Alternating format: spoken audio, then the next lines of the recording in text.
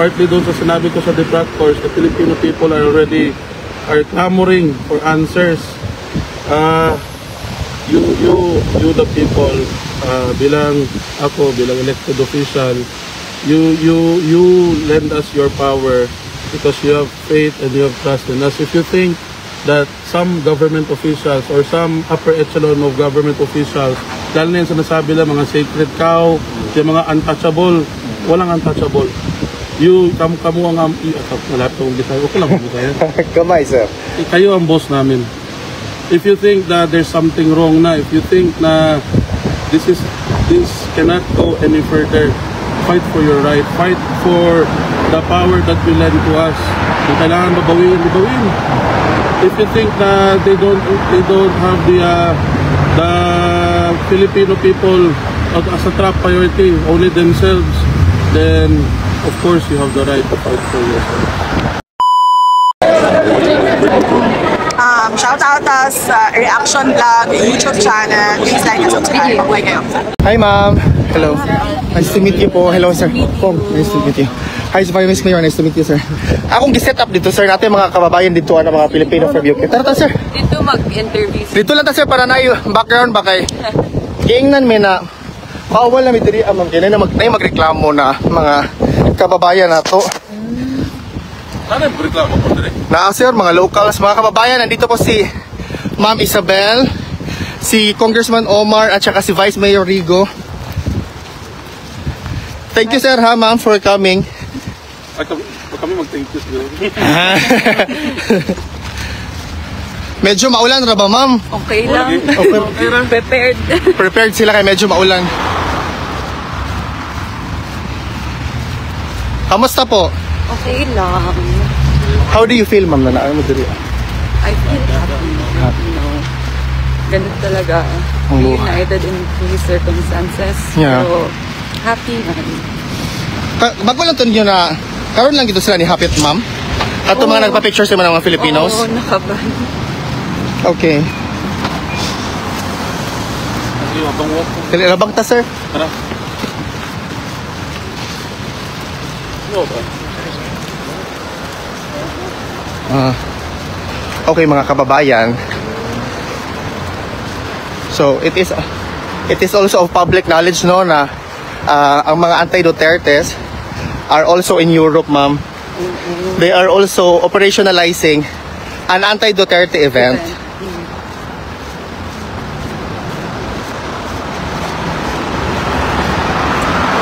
Yesterday, ma'am, marami pong mga Pilipino na nagulat diri, ma'am. Hi po.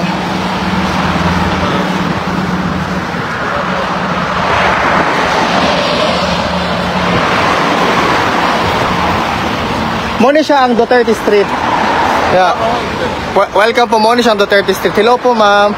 Mga anak po ni Congressman Pulong, si Ma'am Isabel, si Congressman Omar, at saka si Vice Mayor Rigo po. Nandito po sila sa Duterte Street ngayon, and we are going to, from UK po sila, sir. Wow!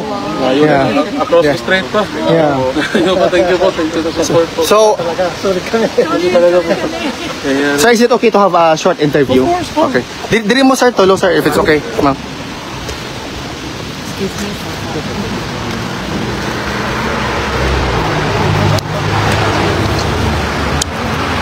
Ayun.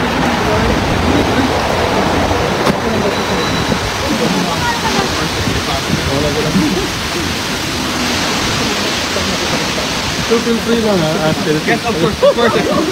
I'll very butak sa mga. Yes, nice to meet you. Mati ako nakapalo ka mga gitan. Sige mamaya na lang. Mag-muinit na muinit. Wow. Ano, sir? Okay siya. Okay.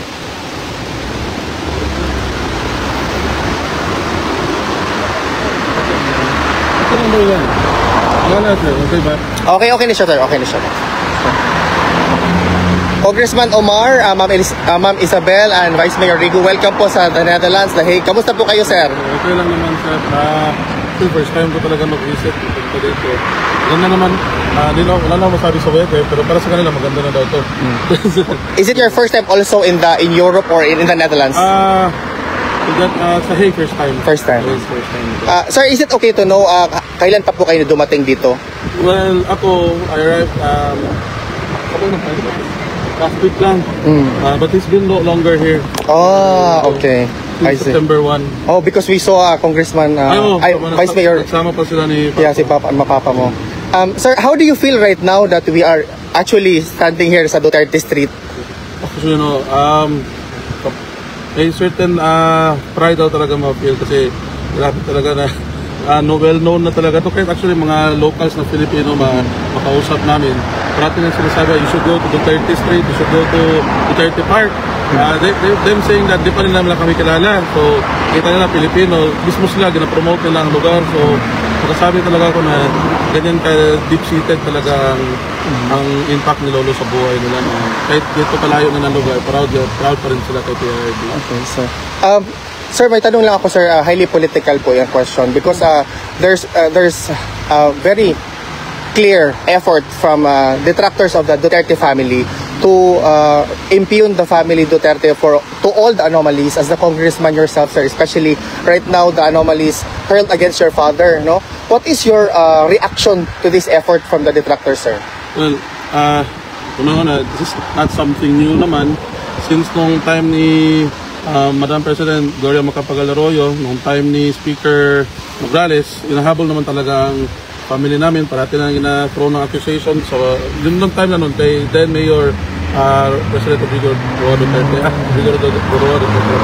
si Mayor Digong, parati na gina-target nun.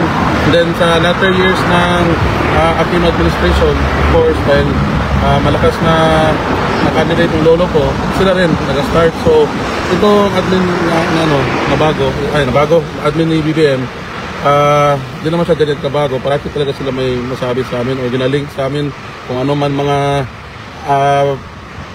misgivings na nila or mga pagkukulang nila sa tao, gusto talaga nilink sa amin. Ang totoo lang yan, wala kaming kakahiya talaga. As sa mga statement ni Papa, ni Congressman Colong, you can check, you can go to the city, go to the first district, Paban. You can see na lahat ng projects, wala naman kaming ghost project, hindi siya katamulto sa amin eh. Walang ghost project sa amin. Lahat talaga ng kung ano man sinasabi na budget na bigay kay Papa, napunta talaga sa use na magamit ang tao up until now. Of course, yan talagang legacy ng pamilya. Since noong time ni PRD, build talaga. So marami talagang legacy projects. Maraming bridges, ang interconnectivity ng buong Pilipinas naging stronger or at its strongest nung time ni Lolo. Speaking about legacy projects, wala akong masabi sa ngayon na administration. Okay. Kung, sir, do you have already a schedule for you to enter and visit your lolo? Unfortunately, wala pa. At that aspect, we don't really understand why. Kami naman, kami, immediate family naman considered sa amin. Actually, itong isa dito, si Vice Mayor, kapangalan niya pa nga. Oh, yeah. That's true. So, we don't really understand why it takes this long for them to process na a request to visit our lolo, especially considering na doon ka na, nasa kabilang kanto lang to, medyo malayo pa. Malayo pa ang flight. Pero, again, the lawyers of PRD are working their hardest na i-process ang request namin. On the side naman of the ICC, of course being a separate entity with hindi lang naman kami ang inaasikaso, baka on their part, they're doing their best din naman sa amin. So we respect it. But yes, we're still remaining very hopeful na habang nandito kami, sana ma-visit rin namin sila. So what is your reaction to the decision of the court doon sa pagbibigay nila ng halaga sa pag-adjourn ng confirmation of charges hearing ng supposedly September 23 doon kay former President Rodrigo Roa Duterte? Yung first ko nabasa nun, actually nandito na ako nun ang reasoning lang nila is physical state. Yun ang reasoning nila, if it's fit naman pala to stand trial. If mali ba ako yung yes, that's correct, sir. So, Una reaction ko talaga, medyo worried talaga ako kasi although yes, he's a very popular figure, he's very influential, but most of all, lolo ko rin siya. Yes. So kung pag-usapan na ng pag-usapan na ang physical being niya, medyo worried din talaga kami. Lalo na mga apo niya, hindi pa wala pa kami chance makita siya. So there's a air of uncertainty talaga. So yun, pero the attorneys naman, pinapadagaan naman nga loob namin. He's really fit naman, it's okay. Yun lang, being 80 years old, hindi naman siya ganyan pa lutusok. It's a very fragile state. Kung, do you have a message to the detractors of the Duterte's family in general with their what people call excessive effort to impugn your family? So, to the detractors, magsabi pa ako sa inyo ng good evening. I know that yeah, they tend to connect everything for family. They tend to every mistake, every fault, especially the absurdity of it. Na for example, the Taal the Sabongeros, connect pa sa amin. I know that there is a certain absurdity na mag-connect pa lahat sa amin. The flood control projects, which is good naman, gina-investigahan ngayon, pero they're still trying to connect it to us. Yun na nga sinasabi na nagbaha sa Manila, sa Davao investigahan. Correct. To our detractors, I know that you see that it's not really that within logic na mag-connect pa sa amin. So, I know by now you are very, very much aware that the Filipino people can no longer be fooled by whatever lies, whatever misguidance that you are telling to them. I know that deep in your heart, no matter how many mga trolls na one friend lang nag-like sa mga post nyo, yung mga nakalock profile na kahapon ng ginawa, kahit ilang ganyan na effort ibigay nyo, hindi nyo na malupo ang taong Pilipino. They are waking up and they are very aware. I know that na you are just fighting for whoever is the highest bidder, but the Filipino people don't care about that. They are actually looking for credibility. They are looking for someone who is the cause of all the floods, of all the problems the Philippines are facing now. They are looking for a face. They are looking for someone who's responsible. At kayo mismo ang pinakauna may alam sinong responsible. Malamang sila ang funder niyo. Kung your message lang doon sa isinasagawang pagkilos sa September 13 sa Pilipinas at I think September 21 na magkaisa mayroon sir, magtipon-tipon ang mga Pilipino. I think sa EDSA Shrine. I think these are prepared by separate groups but the objective is to actually show Part yun, L ang start ng part Luneta. Sa 21, hindi ko alam sa 13. So, thank you for informing me. So, again, partly doon sa sinabi ko sa detractors, the Filipino people are clamoring for answers. You the people, bilang elected official, you lend us your power because you have faith and you have trust in us. If you think that some government officials or some upper echelon of government officials, dahil na yung sinasabi lang mga sacred cow, yung mga untouchable, walang untouchable. Kamu ang lahat ng Bisaya. Okay lang Bisaya. Kamay, sir. Kayo ang boss namin. If you think that there's something wrong na, if you think na this cannot go any further, fight for your right. Fight for the power that will lend to us. Kung kailangan babawin. If you think that they don't have the Filipino people as a top priority, only themselves, then of course you have the right to fight for yourself. To fight for your country rin. Lalo na nakamahal lahat, hindi mo pa alam asan napupunta ang taxes mo din. You should fight. But again, ayun ko lang naman yung 13 sa 21. So all I can say is all of you have the right to protest, all of you have the right to fight for what you believe in. Kung for all of you who actually stayed here for quite a number of days, what's the best practices you think that you notice na pwede i-apply sa mismong distrito mo ko? Actually, maganda sa itong bike, pero well, dito naman sa Den Haag, I'm sure na mas matanda pa ito sila naging city kaysa Philippines sa country. So grabe siguro ang planning that come to this. Pero kung meron man ako malagay sa district ko dito, siguro I'm just very hopeful, ha? The public transport system nila dito, sobrang organized, sobrang, well, on time naman rin. Sa amin, we're trying to do that naman in Davao, the whole of Davao. Of course, Thank you po. Mayor Sebastian Duterte is trying his best to implement the public transport doon sa public, modernizing the public transport of our city. And kung makita mo dito, it's doing well naman rin. There's some traffic, pero hindi naman nag-aabot ng 2 minutes, 3 minutes sa isang stoplight. Mabilis lang.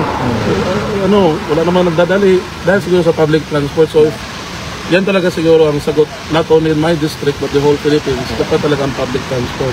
Malamang meron dito mga nakasuit, nakawaw. Tama ba yung word? Nakawaw? Nakawaw na masabay namin sa tram, masabay namin sa train. So yan ang isang pinakamagandang side na nag-work talaga ang public transport system kasi kahit yung mga mayaman, nagasakay rin, ginagamit ko nila. Actually, kung you share the same observation kay Vice President Inday, mobility option daw. Ayun Na-observe niya. Pareha na kang makita. Kung last statement na lang or question, no? What's your message sa mga kababayan natin na hanggang ngayon kung almost 6 months na sumusuporta pa din sa lolo mo at sa pamilyang Duterte in general? Being in Davao, lalo na kayo sa Alvin, sa ating kayo mapanood, grabe ka, overwhelming feeling. Alam mo yan, at the same time, they know na hurt rin sila. Nandito si PRD ngayon. All they wish for, na makauwi na siya, to be with his family, lalo na at his age. The service is done to the Filipino people. Alam ko yan ang naramdam nila kay PRD. Kaya sila, nainganyo sila magpunta dito. Gusto nila ipakita ang support nila. Gusto nila na mabigyan rin ng mabigyan rin ng blessings kaya ng pauwi na sa Pilipinas. So, me personally, I am very thankful. Of course, the family has always been thankful to all of you. Thank you for always praying for him. Thank you, even if we're not here, meron yan ang ganun kabigat ang feeling namin, knowing na maraming supporters nagapunta dito, maraming supporters na everyday nagapray para sa kanya. So for us, para na kayong pamilya rin namin kasi minamahal niyo ang lolo namin.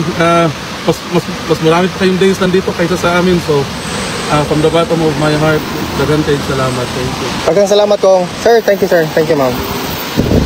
Okay lang. Okay na to sir. Salamat sir ha. Picture mo ma'am sa picture pa kayo sir. Okay lang ba? Ako na mag-picture sa inyo ma'am. Para nga to sir.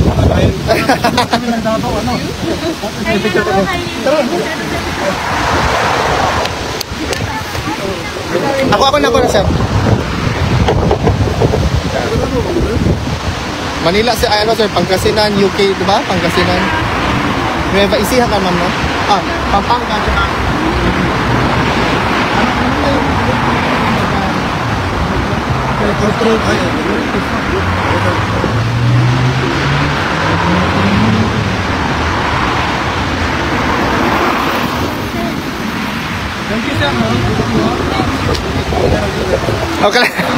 Okay lang interview.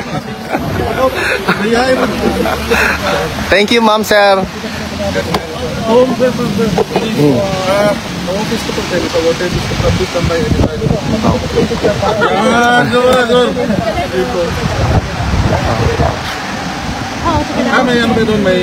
May friends kami sa UK.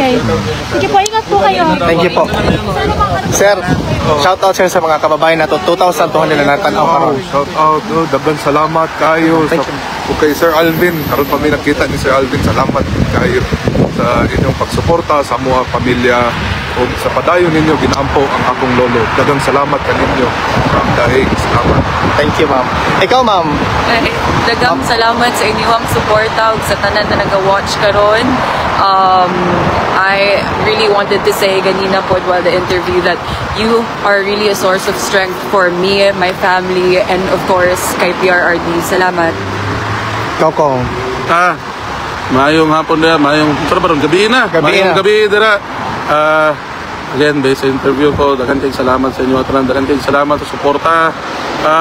Di namin alam paano makabalo sa inyo, pero at least ako, ang parahan ko na lang sa aking district, 2nd District of Davao, ang mabalos lang yun ako sa inyo kay tarong sorry, tarong na nagserbisyo o good service, and of course, hindi na ako ma-adto sa wala ang trust ibigay niyo sa amin. Ngayong gabi dire. Anda sila nga mas maayo pa daw ka Masurya. Kung bolong. Kung mas maayo pa daw si Kong Omar Masurya. Ingon sa comment dire, sir. Sir, salamat sa inyo, sir, ma'am. Ako mo salamat siguro. Magpa-picture ni sa imo ha, sir. Picture na kayo. Picture ko sir kay... Ayun. Pero pakita nga ako kay follower miss ka akong pamilya. Picture sa taopat niyo, sir.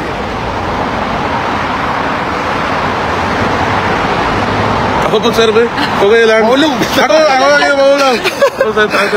Tao mo na ako ni. Gusto mo ano, picture? Kaming dalawa. Para sir. Sige sila sir. 1, 2, isa pa. Okay. Ay, salamat sir. Thank you. Salamat sa inyo. Ay, salamat. Bebe. Oh, 1, 2, 3. 1, 2, 3. Pulpakan na. May problema, ma'am. Pulpakan na ng papa ko. Ay, go next. 1, 2, isa pa. Pulpakan natin yung papa. Baka mas ingon ng mga tao, mas ayan.